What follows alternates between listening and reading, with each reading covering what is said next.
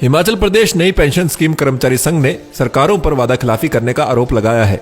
कर्मचारी संघ का ये भी कहना है कि मात्र चुनाव के दौर में कर्मचारियों को पुरानी पेंशन के सपने दिखाए जाते हैं, मगर कोई भी सरकारें प्रदेश के कर्मचारियों के हितों के लिए पुरानी पेंशन बहाल करती नहीं दिखाई दे रही। अब इसके खिलाफ नई पेंशन स्कीम कर्मचारी संघ ने आंदोलन करने का रूपरेखा तैयार कर ली है।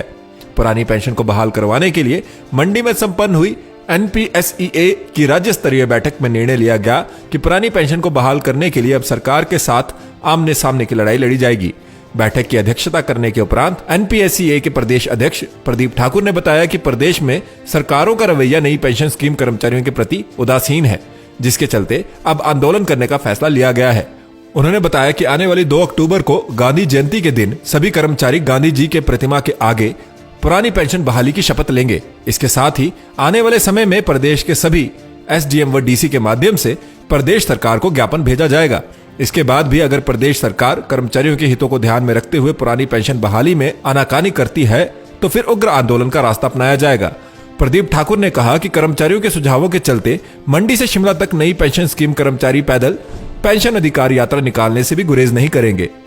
NPSEA के राज्य स्तरीय बैठक में प्रदेश कार्यकारिणी व अधिकतर जिलों के कार्यकारिणी के पदाधिकारी मौजूद रहे। सभी ने सरकार से पुरजोर मांग उठाई है कि सरकारी कर्मचारियों की लंबी समय से लंबित मांग को तुरंत पूरा किया जाए, ताकि सरकारी कर्मचारियों को अपने हकों के लिए सड़कों पर ना उतरना पड़े।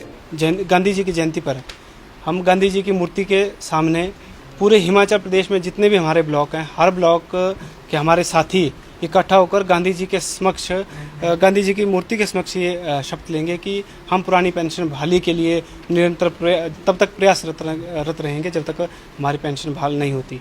इसके पश्चात हम अक्टूबर माह में ही जितने भी हमारे SDM कार्यालय पूरे हिमाचल प्रदेश में है, हर एक SDM के माध्यम से हम सरकार को एक ज्ञापन देंगे जिसमें हम पुरानी पेंशन बहाली की मांग करेंगे।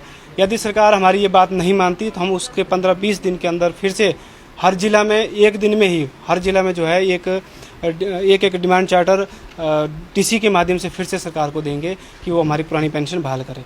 सरकार फिर भी अगर हमारी बात नहीं सुनती, जो कि आज तक हमें देखने को मिला कि सरकार जो है हमारी पुरानी पेंशन बहाली को लेकर उतनी गंभीर नहीं है जितने की कर्मचारी जो है हमेशा ये चाह रहे हैं, जितने कर्मचारी जो है सरकार से उम्मीद कर रहे हैं।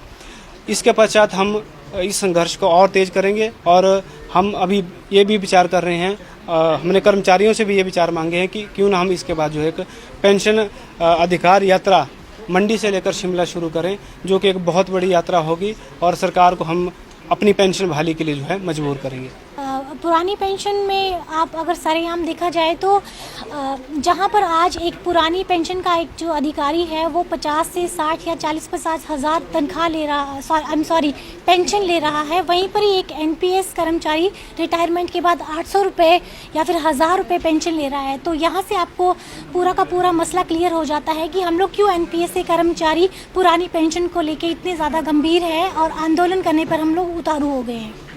सरकार का जब ये लोग अपोजिशन में होते हैं तो ये पुरानी पेंशन की बहाली की बात करते हैं, लेकिन जब ये सत्ता में आ जाते हैं तो ये भूल जाते हैं। मुख्यमंत्री जी ने बार बार जब भी हम मिले हैं तो उन्होंने यही कहा कि हम इसके ऊपर जल्दी से जल्दी कार्य करेंगे और आपके पुरानी पेंशन और जो 2009 की केंद्र सरकार की जो नोटिफिकेशन है उसको लागू करेंगे। लेकिन अभी तक इन मुख्यमंत्री जी ने NPSEA की जो न्यू पेंशन स्कीम में लोग आते हैं उनके लिए कुछ नहीं किया है। अन्यथा कर्मचारियों को रोन पड़ाना पड़ेगा, सरकार के विरुद्ध चलना पड़ेगा। इसकी जिम्मेवारी सरकार की होगी, ये कर्मचारियों की जिम्मेवारी नहीं होगी, क्योंकि बहुत हो गया ज्ञापन। ये चैलेंज समझे, सरकार ये ढंग से सुन ले कि अगर अब आपने पुरानी पेंशन को बहाल नहीं किया तो इसके बुरे जो परिणाम होंगे उसको भुगतने के लिए बिल्कुल तैयार रहे। लाइव टाइम्स टीवी के लिए मंडी से नीरज शर्मा की रिपोर्ट। हिमाचल प्रदेश की हर बड़ी खबर और लाइव कवरेज जानने के लिए हमें फेसबुक पर लाइक और फॉलो करें, यूट्यूब पर हमें सब्सक्राइब करना मत भूलिएगा और 24 घंटे समाचार के लिए विजिट करें www.livetimes.tv।